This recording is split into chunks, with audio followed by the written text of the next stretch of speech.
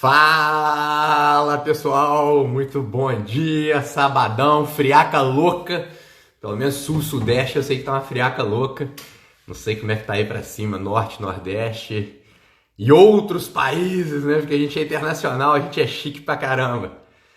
Aqui, bom dia pra todo mundo, eu fiz um post aí sobre estilo de vida, depois vocês dão uma lida nele, que ficou bem maneiro. É uma pesquisa de Harvard, cara, mostrando a sobrevida que o estilo de vida saudável traz, tá, pro pessoal. Então depois dá uma lida lá que o post ficou bem maneiro.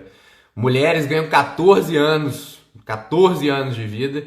Homens ganham 12 anos de vida. E além disso, alguém lá que me segue lá escreveu um negócio que é a maior verdade. Mais importante, talvez, do que ganhar anos de vida é ganhar qualidade de vida, né? E a pesquisa não mediu qualidade de vida, mas eu não tenho a menor dúvida de que essas pessoas também ganharam em muito qualidade de vida. Não tenho a menor dúvida disso. Outra coisa, o pessoal lá também no post falando que, tava chateado porque nem todo mundo consegue fazer isso, não dá pra fazer um estilo de vida saudável dos irmãos que são pobres e que não tem dinheiro, que não sei o quê. Claro que dá. Maior mentira. Porque só vive com cesta básica. Cara, ali são dois problemas. Primeiro é a composição da cesta básica, e aí tem que reclamar com quem fez a composição da cesta básica, porque realmente a composição da cesta básica é horrorosa, né? Eu acho que a cesta básica deveria ser muito mais focada e voltada para alimentos de verdade, comida de verdade, legumes, verduras, tudo bem que são coisas perecíveis, mas que, qualquer um tem acesso facilmente hoje em dia. E se quiser comer carne barata, a gente também tem, gente, miúdos. Miúdos são as carnes mais em contas que tem. Poucas pessoas comem miúdos e são as carnes mais saborosas e com certeza absoluta, isso eu não tenho a menor dúvida de dizer, são as carnes e proteínas que mais têm fontes de substâncias boas, né? De minerais, vitaminas, enfim, para o nosso organismo. Então, óbvio que dá pra ser saudável sem dinheiro, é só querer, tá? Não vem com esse papinho pra cima de mim não, porque pra cima de mim não cola não, beleza? Então tá, introdução feita, eu tava dando tempo aí pra vocês começarem a fazer as perguntas. Pergunta sempre aqui no texto, não põe nessas caixinhas aqui não, porque, Bruno, eu vi que você botou aqui na caixinha, já manda pro texto aqui, porque eu não vou ficar olhando caixinha não, põe aí no texto, tá? Então quem tiver dúvida já manda bala aí, beleza? É isso aí, André. Sardinha é uma baita de uma fonte de ômega 3, super barato, é um peixe de fácil acesso, qualquer pessoa pode ter acesso e pronto, tá resolvido o problema, né? Não tem desculpa, cara. Querendo fazer a coisa direito, faz, tá? Obrigado, pessoal de Porto Alegre, pessoal do Paraná, obrigado a todo mundo que tá aí. Vamos lá, bom dia. Acordo de madrugada com o coração acelerado. O que pode ser? Pesadelo, que chama isso aí mesmo. Não sei, velho. Tem que ver isso aí direito. Acordar de madrugada já não é uma coisa normal, né? A gente não deveria estar acordando de madrugada. Agora, se você acorda de madrugada e o coração tá acelerado, pode ser que seja, realmente, tô falando sério, por causa de um susto, alguma coisa assim, e aí o coração dá uma disparada. Ou você pode estar fazendo algum tipo de arritmia durante a madrugada. Tem que ver se isso acontece durante o dia também ou não, tá? E aí tem que investigar mesmo, não tem jeito. Testosterona é utilizada em mulheres para emagrecer? É utilizada em mulheres para emagrecer, ela também dá um gogó bem maneiro, a voz fica grossa, costuma dar um pouquinho de barba, costuma dar uns pelinhos também mais grossos e tal. Tem algumas mulheres que desenvolvem o clitóris também, fica tipo um micropênis, fica bem bacana, estilo paniquete que chama. Dá pra fazer e ajuda a emagrecer, tá? Não tem problema nenhum não, viu? Virar um pouco de homem. Tô brincando. Cara, testosterona é um hormônio masculino, né? Algumas mulheres podem usar testosterona na falta da testosterona, mas não com esse intuito, gente, de emagrecer ou com o intuito de ganhar massa. Isso aí é usar bomba, cara. Eu sou totalmente, radicalmente contra esse tipo de coisa, beleza? Como ser focado em vida saudável em uma casa que as pessoas só comem porcaria? Ótima pergunta, Pietra. Gostei. Olha só, você vai ter que introduzir a vida saudável nessa casa, né? Isso aí que você falou a gente chama de ambiente obesogênico. O que é um ambiente obesogênico? É um ambiente onde existe uma enorme propensão das pessoas que vivem nesse ambiente não serem saudáveis, de serem pessoas realmente obesas, de serem pessoas com alto percentual de gordura, alto níveis de doenças crônicas, né, diabetes, hipertensão, infarto, AVC, enfim, todas as consequências que a gente sabe. E aí, para mudar isso, só mudando o ambiente, né? E alguém tem que tomar essa atitude. Então, se você é a pessoa mais consciente nesse ambiente, e você tem pelo jeito 21 anos, da Pietra Nunes 21, você deve introduzir isso para seus pais, introduzir isso dentro desse ambiente obesogênico, porque as pessoas precisam se conscientizar, né? E nada melhor do que você ajudar as pessoas que você ama, que são as pessoas mais próximas de você, a desenvolverem hábitos saudáveis, né? Beleza? Sardinha em lata é prejudicial? Olha só, sardinha em lata não é dos melhores alimentos que existem, tá? Mas não é dos piores também não, tá? Quando você for comprar a sardinha, tenta comprar ela, se for possível, in natura. Se não for possível, se for em lata, você pode comprar ela em água em vez de óleo, porque aquele óleo que eles colocam geralmente é um óleo muito ruim. Ou se você achar sardinha em azeite, aí tudo bem, dá para você consumir numa boa. E quando você pegar a sardinha, dá uma lavada nela, tá? Que aí você consegue consumir ela de uma maneira um pouco mais saudável aí, tá? É possível ter colesterol alto mesmo com dieta saudável e exercício? É, claro que é possível. E às vezes o colesterol alto não quer dizer que você não tenha saúde, tá, gente? Isso é uma coisa importante, eu sempre falo isso pra vocês. O colesterol alto, dependendo de qual colesterol é, por exemplo, o meu HDL tá alto, o meu LDL de partículas grandes e pouco densas estão altas. Cara, é maravilhoso, você está melhorando a sua saúde com colesterol alto. Então, colesterol alto não é sinônimo de doença. Isso é uma coisa que vocês têm que botar na cabeça de vocês. Quando você se alimenta de uma maneira saudável, quando você pratica atividade física, quando você consome gorduras boas, gorduras do bem, a tendência é o colesterol aumentar, tá?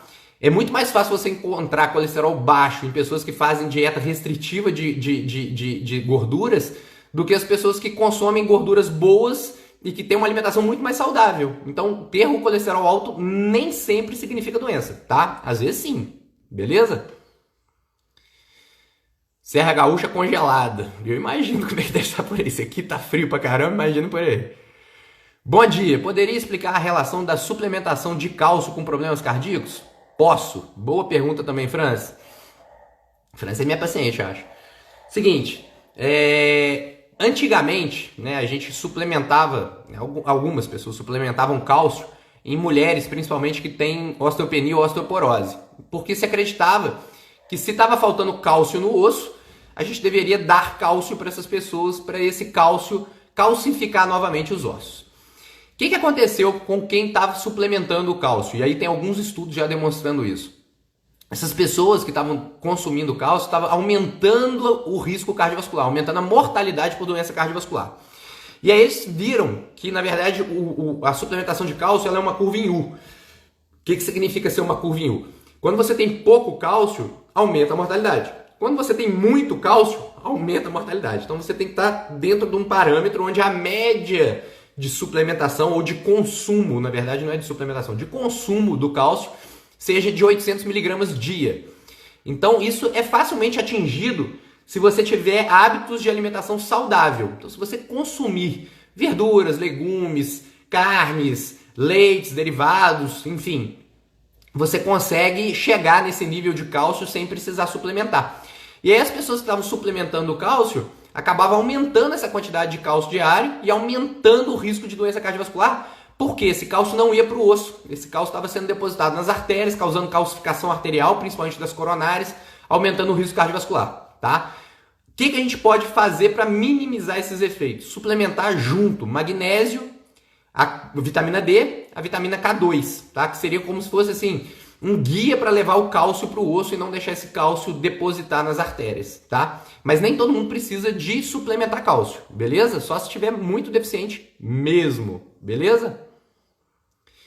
Bom dia, Túlio. Meu pai tem pressão alta e desmaiou 2 vezes após comer comida com gordura. O que pode ser? Cara, não é comida com gordura, com certeza absoluta. Isso não existe. Comer comida com gordura e desmaiar não tem a menor relação, Rafaela. A menor relação, tá? Teu pai pode ter desmaiado por inúmeras causas, e aí tem que ser pesquisado, tem que ser avaliado o que pode estar causando isso.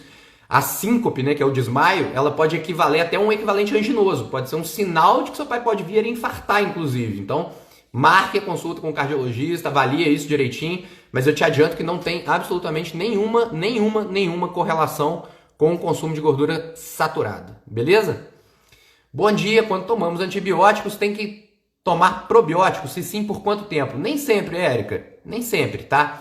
Às vezes, claro que o antibiótico, quando você consome, ele pode sim prejudicar a sua microbiota intestinal, né? Depende do antibiótico, depende da microbiota, enfim, depende de uma série de coisas. Mas se isso acontecer, você pode suplementar probiótico sim. Agora, o probiótico ele tem que fazer parte da tua alimentação diariamente e não fazer em forma de suplementação, tá? Então, por exemplo, eu consumo diariamente kefir. Kefir é meu probiótico. Eu não deixo de consumir nunca probiótico. Então, tá sempre ali, minhas bactérias. Então, se eu tomar, por exemplo, um antibiótico por qualquer motivo que seja, que eu não tomo, sei lá, há quantos anos, cara, tem muito tempo que eu não tomo antibiótico. Consumindo o kefir, eu vou estar repondo a minha flora, entendeu? E a reposição da flora, ela tem que ser uma coisa natural. A gente está o tempo todo renovando a nossa flora intestinal. A gente não fica com a flora, assim, zera a nossa flora e depois a gente tem que voltar com a flora. Não, a gente tem que manter a nossa flora sempre saudável. E para isso, além do probiótico, é importante o prebiótico. O prebiótico é o que alimenta as nossas bactérias boas, tá? E aí entram fibras, né? Entram às vezes até suplementos que, por exemplo, inulina são uma boa fonte de prebiótico aí, beleza? Só pode suplementar GABA acima de 50 miligramas, como é que é? É nocivo para quem tem problema cardíaco? Não, não é não, tá, o Daniel? Quando bem indicado, GABA dá para suplementar numa boa, mesmo em quem já teve problema cardiovascular, não tem problema nenhum. Eu tenho um monte de paciente com doença cardiovascular, inclusive, que eu uso GABA 500 miligramas, às vezes, que é uma dose bem maior do que a que você colocou aí, 50. Eu uso 500 miligramas à noite para poder ajudar o paciente a dormir, em alguns pacientes, tá? Então, não tem correlação nenhuma, não. Dá para usar numa boa, tá? Doutor, faz um post sobre o sistema renina e aldosterona. Olha só, vocês me pedem às vezes uns posts que não tem muito jeito de fazer. Esse aí é um exemplo, é um ótimo tema, tá? Daria para fazer um post, beleza. Só que se eu colocar um post desse, é um post muito científico. Eu já tentei, se vocês pegarem meu Instagram aí, rolarem para trás um tempo, vocês vão ver que eu comecei a tentar fazer tipos de post um pouco mais científico, com às vezes com literatura científica e tudo. Cara, ninguém lê, ninguém se interessa por isso, ninguém fica de olho nisso, então não tem jeito. Aí o que eu faço de vez em quando? Pô, não fala que eu discuto, eu falo sobre o sistema renina-angiotensina-aldosterona. Às vezes alguém me pergunta, eu vou lá e falo, respondo e tudo. Porque temas muito específicos e muito voltados para fisiologia, cara, é muito mais para profissional de saúde do que para o público em geral. E o meu Instagram eu foco muito no público em geral, porque assim, eu não tô nem aí para os profissionais de saúde, na verdade, porque o que acontece? Os médicos, na verdade, se eles lerem o meu Instagram, eles vão começar a me encher o saco. Então, se eu fizer algum post, por exemplo, voltado para o profissional de saúde, a maioria não vai entender. Claro que tem muitos ali que vão entender, mas a maioria não vai entender. E aí começa a criticar, começa a encheção de saco, eu não tenho mais saco para isso. Então eu foco muito mais no público leigo em geral do que no profissional de saúde. Porque o público leigo é o meu público, né? Então eu foco no meu público, tá? Por isso que eu falo às vezes linguajar leigo e pronto, acabou.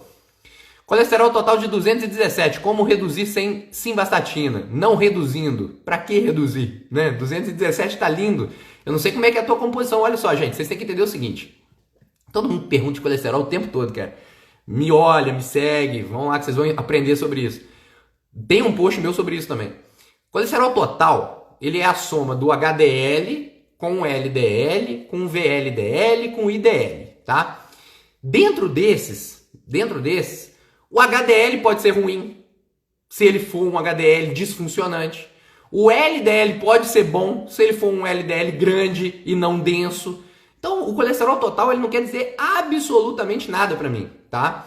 Quando a gente vai para partícula, então, por exemplo, o HDL, o LDL, o IDL e o VLDL, ele quer dizer menos ainda às vezes, porque não dá pra gente ficar focado só no número do LDL, só no número do HDL, sem saber se a função dele está sendo bem feita ou não. Uma maneira de você inferir sobre a função do seu colesterol é você vendo as apolipoproteínas, A e B. Então aí daria para você já começar a ter uma ideia. Agora, para você ter certeza, só medindo. E aí medindo mesmo o subfracionamento do LDL colesterol, do HDL, que a gente chama de subfracionamento das lipoproteínas. E também pedindo um anti-LDL oxidado. Aí você vai estar vendo taxa de oxidação, você vai estar vendo perfil do colesterol bem adequado, aí você tem certeza do que está acontecendo com o teu número do colesterol, tá? Aí vem um segundo passo, que é, beleza, tá ruim, vamos botar que tá ruim.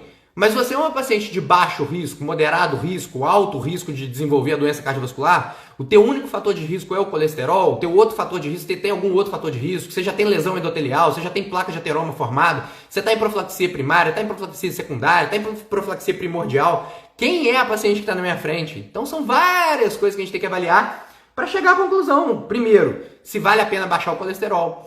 Segundo, se a gente vai abaixar esse colesterol de maneira natural, com suplementos, alimentação, ou se a gente vai ter que entrar com remédio.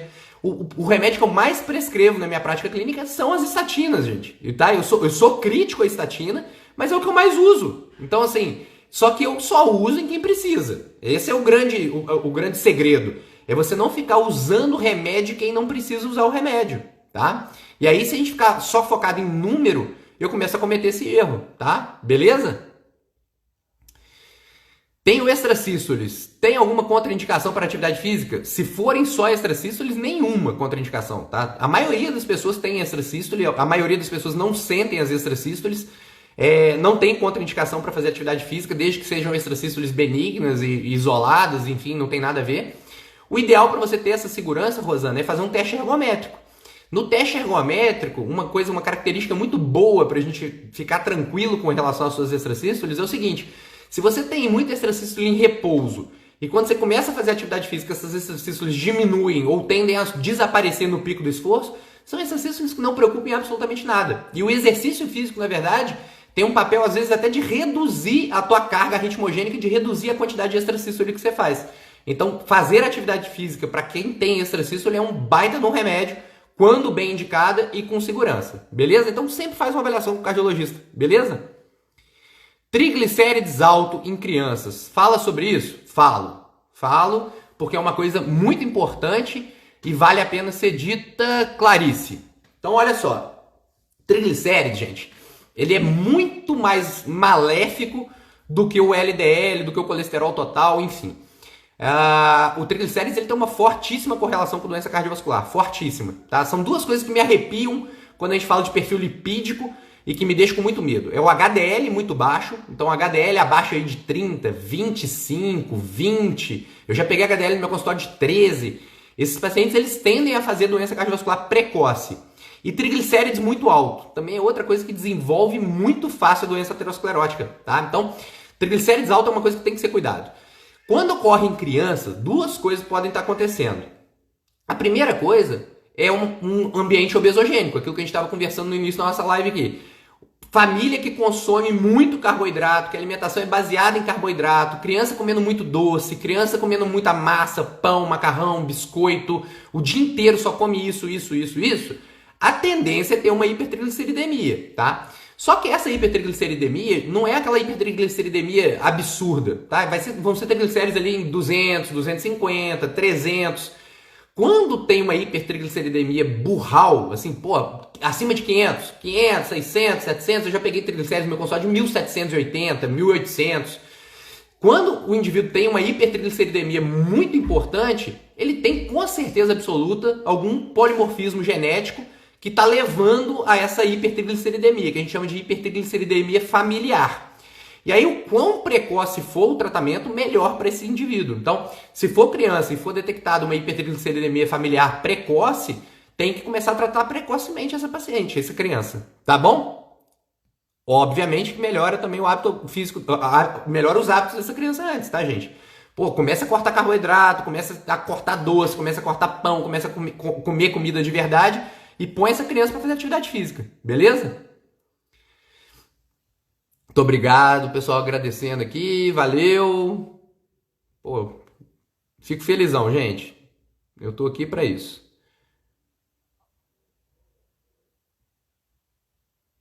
Você é a favor da ozonioterapia? Já me perguntaram isso várias vezes, sabe, Bruno? Assim, eu não sou nem a favor nem contra, porque o que acontece?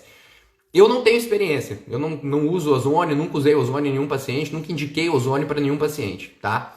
Só que eu já vi vários pacientes que fizeram uso do ozônio e que tem relatos de melhora muito importante. Eu sou a favor de tudo que melhore o meu paciente. Então, se fizer ozônio e melhorar, eu sou a favor, entendeu?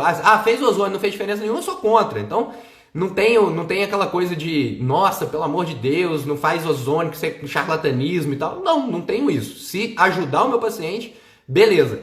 Mas eu não sou nem a favor e nem contra. Não faz parte da minha prática clínica. Eu não uso o ozônio como uma arma terapêutica minha. Inclusive o ozônio dentro da classe médica ele é proibido, né? A gente não pode usar o ozônio terapia porque é proibido pelo CFM, tá? Outras áreas da saúde podem usar o ozônio, tá? Deixa eu ver aqui, vamos rodando e vamos lá. Sou atleta, treino musculação pesado, treino luta, infartei há 1 ano, tenho stent, posso fazer modulação hormonal de testosterona em níveis fisiológicos? Isso pode me ajudar? Olha só, se for em nível fisiológico e tiver indicação para fazer a modulação hormonal, você pode fazer, não vai te prejudicar, tá? Isso aí já tem estudos, inclusive comprovando que níveis hormonais normais em homem com reposição ou não de testosterona exógena é um critério de benefício para a saúde cardiovascular, tá? Então, não teria problema, desde que você tenha indicação. Qual que é a indicação? Pô, o paciente está com hormônio baixo, está com testosterona baixa, perda de libido, enfim, as coisas que o homem às vezes não refere isso às vezes ao médico por vergonha, e aí no final a gente vai ver tem uma disfunção hormonal importante e sim, poderia usar, não tem problema, não é porque você infartou que isso contraindica o uso do hormônio, eu entendi a sua pergunta, é isso, não tem problema nenhum, tá? Hipercolesterolemia familiar pode reduzir só com reeducação alimentar e exercício? Vai ajudar, tá, o Dani? Mas vai depender muito do nível dessa hipercolesterolemia familiar. Infelizmente, tem alguns pacientes que têm uma hipercolesterolemia familiar que não responde só a hábito de vida. Então aí teria que entrar com remédio. Então aí depende muito do tipo de polimorfismo, do que está sendo avaliado, de qual é o nível dessa hipercolesterolemia familiar, para poder dizer se só reeducação e exercício resolve ou se precisaria entrar com remédio ou não, tá? Qual o telefone para agendar consulta? Se for consulta em Juiz de Fora, é por telefone, 32 32 31 37 80. Se for online ou em São Paulo, é por e-mail, agendamento@gmail.com. Os links estão tudo lá na minha bio aí, só clicar em cima que você acha tudo lá. Tirei a tireoide, preciso tomar cálcio? Não tem nenhuma relação, só se você tiver mexido com paratireoide, tá? Que é outra coisa. Fui diagnosticada com miocardite não necrotizante. O que significa exatamente isso? Depende. Miocardite é um processo inflamatório, né? Então, o não necrotizante é que não causou necrose. Aí, Penélope, tem que ver direitinho a causa dessa miocardite, se foi uma miocardite viral, se foi uma miocardite aguda, se foi uma miocardite idiopática, o que está acontecendo. Aí a ressonância que vai conseguir trazer o impacto disso na tua vida, e aí tem que fazer todo o rastreio com o Holter, ver se vai desenvolver nessa região da fibrose, vai desenvolver algum foco de arritmia, se essa miocardite vai deixar alguma sequela de dilatação do coração, de remodelamento desse coração, queda de fração de ejeção, enfim, são várias coisas, tá? O kefir é melhor que cápsula de probiótico? Eu não tenho a menor dúvida, tá? Tudo que puder ser feito pela alimentação, eu acho que vai ser melhor, tá? Principalmente essas cápsulas de probiótico prontas que você encontra às vezes no mercado. Quando você faz uma modulação intestinal bem feitinha, com cápsulas voltadas individualmente para cada um indivíduo que está ali na frente e tudo, que também não é meu foco, não é minha especialidade, tem gente que faz isso muito bem, talvez seja melhor do que você consumir o probiótico in natura. Mas você consumindo o probiótico in natura tá muito bom, gente. Olha só, o que eu faço, tá? Hábito de vida meu. Kefir todo dia. De vez em quando eu como kimchi, que é um tipo de fermentado. De vez em quando eu como algum fermentado, por exemplo, uma conserva de fermento, que às vezes eu faço também, de pepino, alguma coisa assim, um relish, alguma coisa. Às vezes eu consumo kombucha, mas aí eu não faço a minha kombucha, eu compro a kombucha pronta.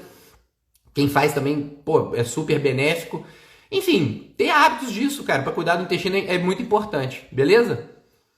O meu exame de vitamina D deu 38, devo suplementar? Tenho 51 anos, não sei, tá? Aí tem que avaliar, tem que ver qual é o paciente que tá na frente e tudo. 38 não é um nível ruim de vitamina D, mas dá para ter um nível melhor de vitamina D, tá? A gente considera aí, com certeza absoluta, que precisa suplementar quando tá abaixo de 20, 25, e acima disso tem que individualizar, tá? Eu prefiro que os meus pacientes mantenham em torno de 50 a 60. Bom dia, doutor. Uma pessoa que infartou e fez ponte de safena. Terá que tomar simvastatina para sempre? Muito provavelmente sim, tá? Por que eu digo muito provavelmente? Na verdade, todos deveriam, mas nem todos toleram, tá? Então, assim, se o paciente que está ali na minha frente, ele tem uma intolerância ao uso da estatina, ou se ele tem algum efeito colateral muito grave ao uso da estatina, cara, cabe ao médico também respeitar isso, né? De alguma forma, tirar a estatina, explicar para o paciente que o risco vai ser aumentado por conta disso, e aí seguir o tratamento sem estatina, talvez colocando aí um Registry Ice, alguma coisa que possa tentar substituir a estatina, mas que não tem o mesmo efeito nesse cenário, tá? Nesse cenário a estatina é bem importante.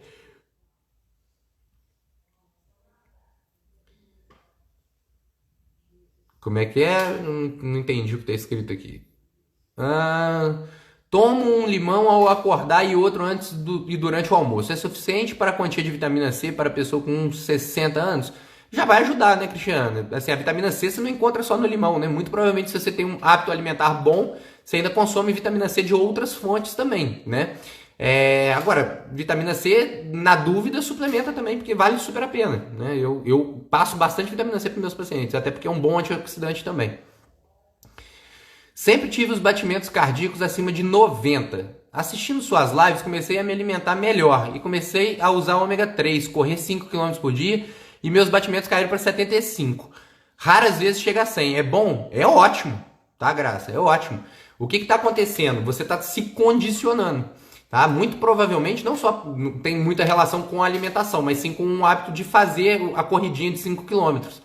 Quando você está correndo, você está se condicionando melhor, está melhorando a tua bomba, né? Tua força de contração miocárdica, teu débito cardíaco, e isso faz com que você não precise de bater, o coração não precisa de bater tão acelerado, você começa a bater um pouquinho mais devagar, tá?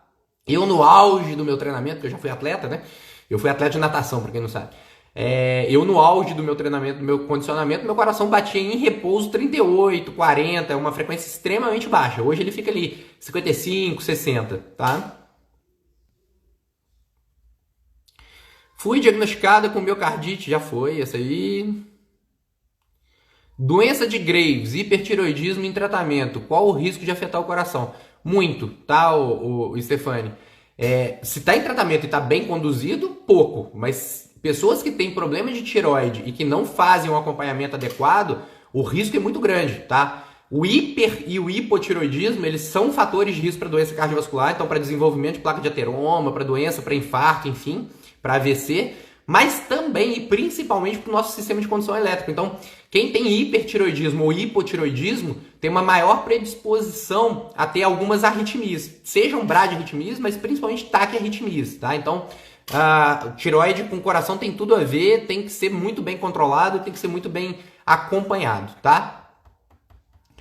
O valor de referência da vitamina D no Brasil para adultos seria de 30, mas a realidade é outra, não é? Não sei, Érica, aí depende do paciente, né? Não tem muita correlação. Eu não fico nesse negócio de valor de referência não, tá? Valor de referência para mim é papo furado. Vocês sabem como é que é feito o valor de referência? Vocês têm ideia disso? Só para vocês entenderem. O valor de referência é uma média. Então, assim, ele pega uma população, estuda essa população e ele infere a média do valor da vitamina D nessa população, no intervalo amplo, porque vai ter pessoas ali dentro que vão ter vitamina D de 60, 70 e vão ter pessoas que vão ter vitamina D ali de 20, 15, 10 lá embaixo. Cara, não significa que essas pessoas que estão ali 15, 20, 10 ali deveriam entrar nesse cálculo, porque, pô, são doentes, né? Estão com vitamina D muito baixa. Então, você chegar num ponto e falar assim, a média disso daqui é 25, então 25 é o ideal. Pô, quem falou isso? Né? Só por causa da média? Como tomar kombucha? Em jejum é melhor? Tenho desbiose e outros males intestinais. Cara, começa a cuidar, né? Tomar kombucha, o ideal seria tomar em jejum, mas pode tomar também fora do jejum. O kefir também, tanto faz, você pode comer. Usar isso, cara, a teu favor. Não interessa se você vai estar em jejum, se não vai estar em jejum. Até porque se você consumir o kefir ou a kombucha, vai quebrar o seu jejum, tá? Só pra você saber. Consulta da minha mãe já está agendada com o Dr. Túlio, graças a Deus. Amém. Amém. E a gente agradece que é meu emprego, né, gente? Então, marquem a consulta aí que o papai gosta. Indicação de atividade física para ponte miocárdica. Olha só, Simone, depende, né, da ponte miocárdica. Tem pontes miocárdicas que o indivíduo tem muita dor, então ele fica meio limitado a fazer atividade física. E aí a atividade física deve ser guiada pela dor, pelo sintoma. Na dúvida, procura um profissional para poder guiar isso para você.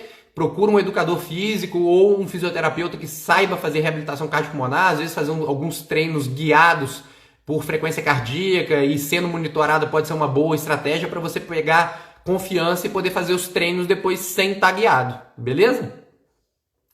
Doutor, lipoproteína A e gama GT aumentado, o que pode significar? Uma coisa é uma coisa, outra coisa é outra coisa. Não tem nada a ver o cu com as calças, tá? A lipoproteína A é um marcador de risco cardiovascular independente. Então eu tenho até um post aí, depois você dá uma lida naquilo ali. Gama GT aumentado pode significar algum problema ali nas vias biliares, alguma coisa que possa estar obstruindo ali, não tem nada a ver uma coisa com a outra, tá bom? Modulação hormonal de testosterona em nível fisiológico e cardíaco, é bom ou ruim? É aquilo que você me perguntou, eu já respondi, né? Foi mal aí, eu li de novo.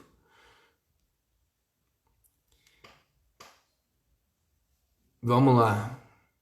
Isso aqui, gente, é o tipo de pergunta que não adianta fazer pra mim. Olha só. Tenho cistos perineurais na região da coluna. Posso fazer exercício físico? Pô, eu sou cardiologista, cara. Isso aí eu não faço a menor ideia.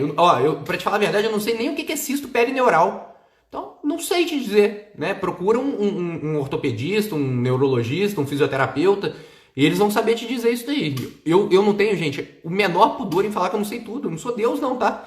Inclusive na consulta, tem um monte de paciente que me pergunta um monte de coisa. Eu falo assim, cara, eu não faço a menor ideia do que você está me perguntando. E pronto, acabou. Não sei, vai fazer o quê? Eu falo o que eu sei. Pressão arterial está se mantendo estável, mesmo diminuindo o remédio. Porém, os batimentos por volta de 40 a 50. Pode ser devido a exercício físico mais intenso? Pode, tá? Isso aí que a gente conversou um pouquinho atrás aí. Tem que só ver se essa frequência entre 40 e 50 é adequada para a tua realidade. Porque tem gente que bate 40 e 50, por exemplo, é um vovô de 75 anos de idade batendo a 40 e 50. Muito provavelmente tem uma doença por trás, né? Não, pô, o cara é um atleta e tá batendo entre 40 e 50. Pô, provavelmente é normal. Então tem que avaliar, beleza? Como aumentar a fração de ejeção? Bom, você só vai aumentar a sua fração de ejeção se você tiver ela reduzida, né? Então, assim, fração de ejeção normal, em torno de 60%, 60%, 65%, tá? Isso é o normal. Entre 55% e 70% é o normal, tá? Se você tiver uma fração de ejeção reduzida, é porque você tem alguma miocardiopatia dilatada ou você tem algum problema no coração. Para aumentar a fração de ejeção, a gente tem que usar principalmente 3 estratégias. Vamos lá. Primeira estratégia, remédio. Então, não tem a menor dúvida que nesse perfil de paciente, o remédio é muito importante, porque o remédio ele faz o que a gente chama de remodelamento reverso, faz o coração diminuir de tamanho, ter mais força de contração, enfim. Segundo, suplementação, tá? Existe um protocolo que a gente chama de protocolo da solução de Sinatra, que ajuda muito na fração de ejeção reduzida. Mas além disso, tem outros suplementos que podem ajudar também. Berberina é um suplemento que aumenta a fração de ejeção. Tem outros suplementos que a gente pode auxiliar também nisso daí. E terceiro, que eu considero o mais importante e que poucas pessoas fazem, exercício físico, reabilitação cardiopulmonar. Então, procurar um bom profissional da educação física ou um bom fisioterapeuta que saiba sobre reabilitação cardiopulmonar é uma das melhores estratégias para aumentar a fração de ejeção, tá? Beleza?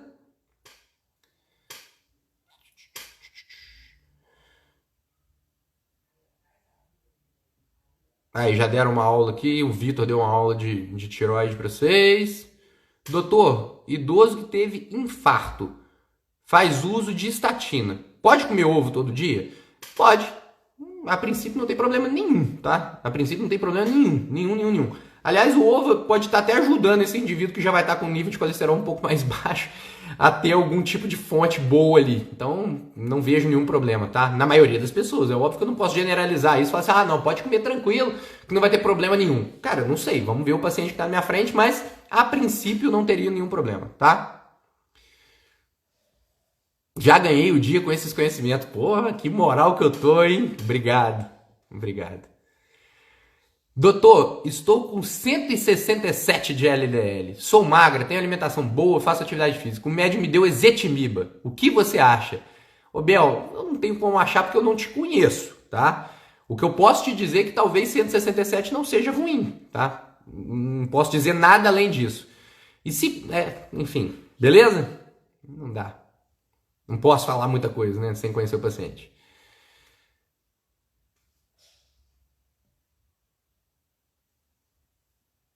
Quais são os marcadores cardíacos que você mais usa? Depende do que você chama de marcador cardíaco, né? Depende. Dá uma olhada no meu post, eu tenho um post aí que chama Exames Laboratoriais. Está escrito assim, Exames Laboratoriais. Ali eu falo muito sobre os marcadores que eu uso para detectar, por exemplo, inflamação sistêmica crônica, aumento do risco cardiovascular. Ali tá bem legal, tá bem explicadinho. Dá uma lida lá que você vai conseguir ver isso. E aí emendou numa outra pergunta. O sal realmente é maléfico? Não. Isso aí eu posso botar aqui na tecla, falar numa boa para vocês que não é. O sal não é maléfico. Por quê? Vamos lá, só para vocês entenderem. O sal, gente, ele dá sabor aos alimentos, né? Quando você está cozinhando, se você colocar pouco sal, a comida fica insonsa, você fica sem paladar. Então você sente que está com pouco sal. E quando você exagera no sal, a comida fica muito salgada e você acaba não conseguindo comer. Então, a quantidade de sal que você vai colocar na tua alimentação, ela é guiada diretamente pelo seu paladar. E isso você já consegue limitar o que faz bem e o que faz mal. Você já está ali no consumo legal de sal que você pode usar dentro da tua alimentação. Porém, o sódio, que é diferente, porque o que acontece? O sal de cozinha é um NaCl, né? Tem sódio na fórmula dele. Só que é guiado pelo nosso paladar e você dificilmente vai exagerar no seu sal. O sódio não. O sódio eles usam em vários tipos de conservantes, em vários tipos de aditivos químicos que estão nos produtos industrializados. E aí, para não ficar com gosto muito salgado, eles vão lá e metem açúcar também. Então fica um equilíbrio entre sal e açúcar nos produtos industrializados e você acaba consumindo sódio em excesso. E principalmente através de bebidas industrializadas. Então, refrigerante, suco industrializado, tudo isso é muito rico em sódio. Congelados é muito rico em sódio. Então, se você tem uma alimentação que é baseada em alimentação de verdade, comida de verdade, o sal de cozinha não tem problema nenhum, você não vai ficar hipertenso por conta disso, não vai ter nenhum tipo de mal por conta disso. Se você tem uma alimentação baseada em produtos industrializados e exagera ainda no sal de cozinha, aí sim você está consumindo muito sódio e aí o problema é teu porque você está fazendo coisa errada, beleza? Atenolol mais levotiroxina podem deixar os batimentos cardíacos baixos, em torno de 45, 50. Minha mãe faz uso deles e o batimento delas são sempre assim. É normal? O a levotiroxina não tem nada a ver com isso, tá? A levotiroxina em excesso faz o coração bater muito acelerado, tá? Então seria uma dica aí, tá fora do normal, às vezes tá taquicárdica, às vezes está consumindo dose errada aí do hormônio tiroidiano, mas é fácil de detectar isso através dos exames de sangue para poder fazer o acompanhamento. Mas o atenolol é justamente para fazer o coração bater mais devagar. Então quem toma atenolol, o efeito dele é justamente reduzir a frequência cardíaca, faz o coração bater mais devagar, tá? Por uma série, talvez, de necessidades que o paciente pode ter. A pessoa pode estar usando atenolol para poder diminuir a frequência cardíaca de uma taquiarritmia, por exemplo. Pode estar usando atenolol, às vezes, como antihipertensivo para redução do débito cardíaco, apesar de não ser o melhor tratamento para hipertensão. Pode estar usando algum beta-bloqueador por causa de insuficiência cardíaca, enfim. Tem que ver o porquê que ela está usando, mas sim, usar entre 45 e 50 já é um pouquinho exagerado. Quando a gente usa beta-bloqueador, a gente quer manter a frequência cardíaca de 50 e 60, tá? Então, normal, eu não sei se é normal ou não, depende do que teu médico quer com esse atenolol aí, tá? Meu pedido hoje é para que Deus continue te abençoando, proteger. Muito obrigado, obrigado, gente. O que aumenta o HDL na alimentação? O exercício também aumenta? Boa pergunta. Então, vamos lá. Olha só, alimentação, primeira coisa, o que vai aumentar o HDL bom, o HDL grande, né? O HDL que faz bem pra gente e que vai acabar também aumentando o nosso LDL bom, que também é o LDL grande e pouco denso, tá? O que vai fazer bem nesse sentido, o que vai fazer bem nesse cenário, tá? Gorduras boas. Quando a gente fala de gorduras boas, as melhores gorduras para isso são as gorduras poli e monoinsaturadas, tá? Dentro das gorduras poliinmonossaturadas, aonde você encontra elas de melhor qualidade? Abacate, azeite de oliva, e aí não só de oliva, pode ser um azeite, por exemplo, de abacate, um óleo de abacate, um óleo de gergelim, óleos vegetais prensados a frio, tá? esquece óleo refinado, tá? Milho, soja, canola, embalagem plástica, de jeito nenhum. Apesar de serem gorduras poliinmonossaturadas, elas são gorduras já poliinmonossaturadas com maior tendência à oxidação, já estão ali expostas à luminosidade. Quando você esquenta ela, porque o pessoal compra também, não é para beber, né? Óleo de soja e tudo, é para jogar na panela e fritar uma batata. Piora ainda mais aquele perfil dela, então esquece isso, tá? Então, ó, vamos lá. Abacate, o azeite ou óleos prensados a frio, oleaginosas. Então, oleaginosas são castanhas, nozes, macadâmia, enfim. Amendoim não é, tá? Oleaginosa, muita gente confunde. Amendoim é uma leguminosa, não tem nada a ver com isso. Apesar de ter uma gordura boa ali também nele. Peixes, frutos do mar. Então, você consumindo peixes e frutos do mar, você vai estar tendendo a consumir mais gordura poliinsaturada. A própria carne, gente, que todo mundo fica falando que tem muita gordura saturada e tudo. Na carne também tem gordura poliinsaturada, inclusive ômega 3 na carne, tá? Não sei se vocês sabem disso, mas carne também é fonte de ômega 3. Claro que em muito menor quantidade do que peixe, frutos do mar e tudo. O ômega 3 na suplementação também vai auxiliar a aumentar o HDL. E o exercício físico, ele potencializa tudo isso. O exercício físico, ele tem o potencial de melhorar o HDL, de melhorar o perfil do LDL, de aumentar as moléculas maiores e pouco densas, de diminuir as moléculas pequenas e densas que são mais heterogênicas, de diminuir a taxa de oxidação. Então o exercício físico é fundamental também nesse cenário. Então se você faz uma dieta bem equilibrada em gorduras poliinsaturadadas e faz atividade física, a tendência é você ter um perfil lipídico melhor. E como que você vai ver se valeu a pena ou não? Além de medir o HDL, você pode medir a apolipoproteína A. Quanto maior for a sua apolipoproteína A, quanto maior for o salto de qualidade do teu colesterol, maior vai ser a sua apolipoproteína A. E aí você vai estar vendo se realmente melhorou ou não o teu perfil de colesterol de uma maneira muito mais adequada do que só ficar medindo o colesterol total, HDL, LDL, tá? Agora, padrão ouro, subfracionamento das lipoproteínas, tá? Outro dia, o nego me perguntou assim, Túlio, você ganha no laboratório para falar do exame? Cara, eu não ganho nada.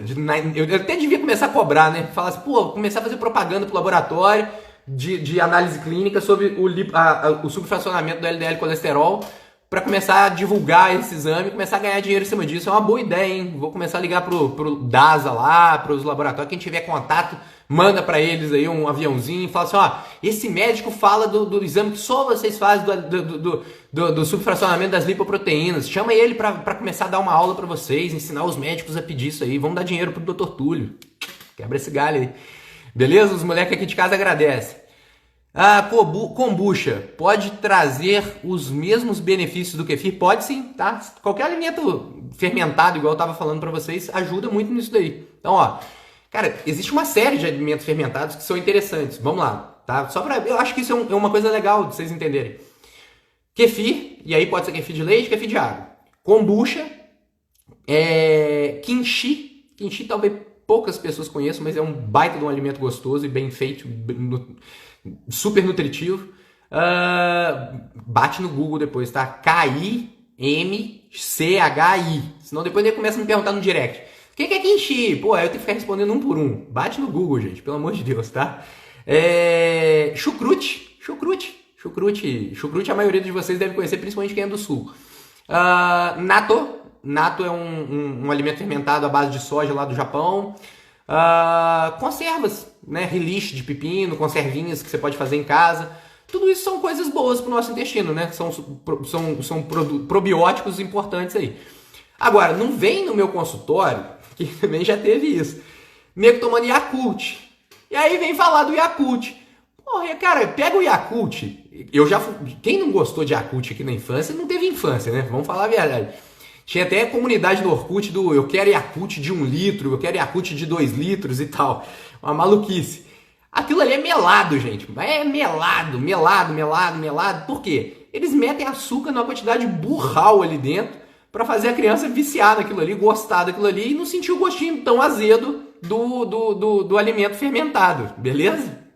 Não vai nessa de ficar de tomar Yakult não, pelo amor de Deus, hein?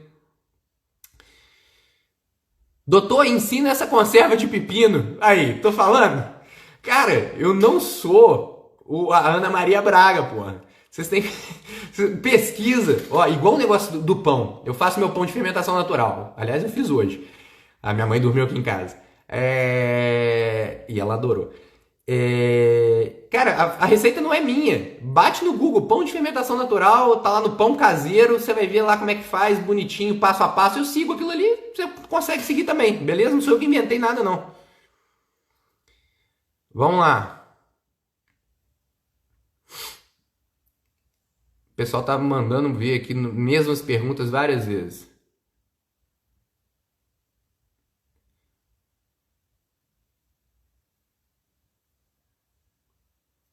Postei um estudo dizendo que tratamento para o LDL não reduz riscos cardíacos. Comente sobre isso. Comento, com o maior prazer. Olha só, depende, isso aí é o tipo de generalização que eu não gosto que seja feito. Por quê? Reduzir o LDL em determinados pacientes reduz o risco, sim, de eventos cardíacos. Só que você tem que saber em quem reduziu o LDL. Então, por exemplo, o paciente está em prevenção secundária. Então, o paciente já infartou, o paciente tem ponte safena, o paciente tem stent, o paciente já tem lesão coronariana importante. Você reduzir o LDL desse paciente, tem uma série de estudos científicos, mas um monte de estudos científicos mostrando redução não só de eventos cardiovasculares, como de mortalidade. Então, nesse perfil de paciente, reduzir o LDL ajuda. Quer ver um outro perfil de paciente que vai ajudar? Um paciente de alto risco, onde ele tenha muita oxidação do LDL e onde ele tenha muito LDL pequeno e denso. Nesse caso, mesmo na prevenção primária, você vai reduzir desfecho cardiovascular, vai reduzir infarto também. Agora, eu concordo plenamente contigo que se a gente reduzir o LDL de todo mundo, e os estudos são feitos basicamente assim, sem distinguir muito bem quem está ali na nossa frente, por isso que eu defendo muito, gente, a medicina de precisão, a cardiologia de precisão, a cardiologia metabólica funcional que a gente chama. Porque eu individualizo, eu vejo quem está na minha frente, eu vejo os exames dessa pessoa, eu enxergo ela como um todo, eu vejo outros exames para poder definir se vale a pena ou não baixar esse LDL colesterol. Então, nesse caso, por exemplo, não vale a pena baixar o LDL colesterol. Concordo, se for um paciente de baixo risco cardiovascular, se for um paciente onde o subfracionamento dele mostra que o percentual de LDL é muito maior, né, o perfil que a gente chama de tipo A de LDL, não tem benefício realmente nenhum reduzir o LDL desse paciente. Por isso que às vezes o pessoal me pergunta aqui, meu LDL está em 167, vale a pena baixar? Cara, não sei. Muito provavelmente não vale. Se você nunca infartou, se você está em prevenção primária, se você tem um perfil aí com uma apolipoproteína A boa, muito provavelmente não vai valer. Agora eu não posso afirmar, eu não posso generalizar, eu não posso... Por isso vocês nunca vão me ver, cara, fazendo um post assim, colesterol não faz mal. Cara, faz mal para algumas pessoas. Você nunca vai me ver fazer um post assim, coma gordura saturada. Liberou o consumo de ovo, bacon, carne, né? Cara, para a maioria das pessoas vai fazer bem, mas posso pegar e algum de vocês ler aquilo ali e começar a fazer aquilo ali e fazer mal para você. Então, eu tenho que ter muito cuidado com o que eu faço e com o que eu falo. Por isso que eu tento não ser muito polêmico. Eu sei que tem muita gente, e eu não julgo isso também não. Tem muita gente que vocês seguem aí, porque eu sei que quem me segue também acaba seguindo pessoas mais polêmicas e que fazem esse tipo de post. Eu não faço. Eu não faço porque eu tenho um senso de responsabilidade muito grande com quem está aí do outro lado, lendo, e eu tenho muito medo de quem possa ler e pegar essa informação e às vezes se prejudicar com uma informação que pode ser muito boa para a maioria das pessoas, mas pode ser muito prejudicial para aquela pessoa e aí posso estar fazendo mal para aquela pessoa, tá? A perda de peso pode fazer uma pessoa curar a hipertensão e não tomar mais remédio? Não tem a menor dúvida disso. Menor dúvida disso. Então, isso aqui é muito legal. Uma pergunta muito bacana. E eu adoro falar sobre isso. Olha só, para diminuir a hipertensão arterial. A hipertensão arterial, gente, é um dos principais fatores de risco para doença cardiovascular que existem, tá? Para AVC, né, para derrame cerebral, é o principal fator de risco que existe. Então, a gente tem que combater a hipertensão arterial, sim, tá? Como? O primeiro passo é mudar o estilo de vida. Disparado, o que mais vai ter impacto na tua hipertensão, tá? Além disso, né, se a gente quiser associar alguns suplementos que ajudam a baixar a pressão, também vai ajudar muito nesse cenário. Mas, respondendo a tua pergunta, se a gente reduzir o peso corporal, e aí seja através só de dieta, mas se você associar o exercício físico, você ainda tem um ganho adicional de redução de pressão arterial, você reduz sim a pressão arterial do indivíduo. Tem um estudo demonstrando que para cada 5 quilos de peso perdido, reduz em média 7 milímetros de mercúrio na pressão arterial sistólica. Então, se você é uma pessoa que está bem acima do peso e perde aí 20 quilos, por exemplo, você vai estar reduzindo a tua pressão arterial em mais ou menos 30 milímetros de mercúrio. O que significa isso? Que se você tiver uma pressão ali 15/9, ela vai chegar a 12/8 se você perder 20 quilos. O que é uma coisa incrível, fantástica, porque você não está tomando remédio nenhum, você está, além de estar reduzindo a sua pressão arterial, você está tendo todos os ganhos e benefícios que tem de ter um estilo de vida saudável, de ter uma boa alimentação, de fazer atividade física, de melhorar o seu condicionamento físico, de melhorar a tua capacidade aeróbica, de melhorar a tua qualidade de vida, de ter maior longevidade, igual eu fiz o post hoje mostrando sobre longevidade, já falei no início da live. Quem não leu, leia, porque vale a pena para vocês enxergarem e entenderem sobre isso. Então, perder peso é fundamental para um bom controle da pressão arterial, não tem a menor dúvida disso. Beleza? Eu sou muito favorável à mudança de estilo de vida, mas muito favorável. Eu não sei se vocês sabem, né? A maioria sabe. Eu conheci o Vitor Sorrentino, numa empresa que trabalha com mudança de estilo de vida e emagrecimento, que é o 5S, estilo de vida saudável. Para quem não conhece, vale a pena até conhecer o programa deles, que é muito legal, tá? Muito legal. O 5S estilo de vida, ele é focado em comida de verdade, em suplementação básica, e em monitoramento com o nutricionista 24 horas ali, olhando e tal, enchendo o saco do paciente, para o paciente comer comida de verdade, comer uma quantidade correta desse alimento, e perda de peso. E aí a pessoa vai perdendo peso. E aí eu e o Vitor, dentro dessa empresa, a gente ajudou, né, na equipe de pesquisa e desenvolvimento, junto com a doutora Edivana Poltronieri, que foi uma das pessoas que mais me ajudou na minha vida até hoje. E eu sou extremamente grato a ela. Sempre que eu posso, eu agradeço a Edivana, porque a Edivana foi realmente uma pessoa que mudou muito o meu meio de pensar. E ela me apresentou o Vitor, então, que mudou a minha vida também muito. Então, sou extremamente grato ao 5S e a ela. E aí, dentro lá do 5S, eu fiz um estudo científico, eu conduzi esse estudo científico, a gente pegou, cara, eu esqueci, se eu não me engano, foram 1.300 pacientes, alguma coisa assim, foram muitos pacientes. O método já até hoje já tratou mais de 80 mil pacientes. Eu peguei uma amostra de 1.300 pacientes randomizados, aleatórios, e a gente pegou para ver os parâmetros, o que melhorou no estilo de vida desse paciente de parâmetro laboratorial clínico, de perda de peso, de composição corporal. Cara, impressionante. Melhora, ó, perda de massa corporal, óbvio, perda de gordura, de percentual de gordura, ganho de massa magra, melhora do perfil lipídico, redução da pressão arterial, uma série de benefícios. Então, assim, mudar o estilo de vida é fundamental. Quem quer que seja, se não mudar o estilo de vida, tá errado. E aí, lê o meu post lá que eu falo pra caramba sobre isso também. Poderia falar um pouco sobre profilaxia com cloroquina, mais os protocolos D, zinco para cardiopatas? Não vou falar, tá? Não vou falar. Cara, todo mundo me pergunta de Covid, tá? Um monte de gente no direct, é uma das poucas perguntas que eu não respondo, tá? Por quê? Já me pediram para fazer um post, já me perguntaram aqui. Cara, porque eu não quero, eu não tenho saco para isso. É uma coisa que ficou politizada, é uma coisa que ficou polarizada. Eu detesto isso, detesto. Porque aí, se eu exponho a minha opinião, o pessoal vai começar a encher a pã no meu saco de um lado. Aí se eu começo a falar do outro lado, começa a encher o saco do outro lado.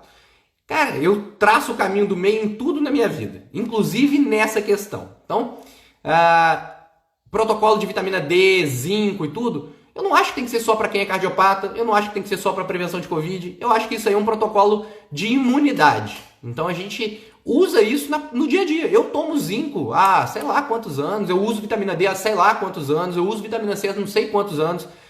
Não por causa do Covid. Por quê? Eu falei há pouco tempo na live, não sei há quantos anos que eu não tomo antibiótico, não sei há quantos anos que eu não adoeço. Por quê? Porque eu cuido da minha imunidade há não sei quantos anos. E cuidar da imunidade, gente, não é só suplementar. Se você é uma pessoa que come mal, se você é uma pessoa que não faz atividade física, fica o dia inteiro com a bunda sentada no sofá e acha que o zinco, a vitamina C e a vitamina D vai fazer milagre por você, não vai. Tudo é um conjunto. Então, Se você... Cloroquina na prevenção eu não usaria, tá? Já que estão perguntando, eu vou falar que eu não usaria porque não faz o menor sentido.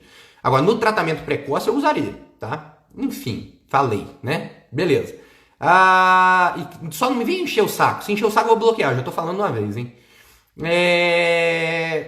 Você tem que cuidar, gente, da tua imunidade, você tem que cuidar de você há muito antes disso tudo acontecer. Se você estivesse fazendo isso, você provavelmente não estaria tão preocupado assim, né? E provavelmente o mundo não estaria morrendo tanto assim também, né?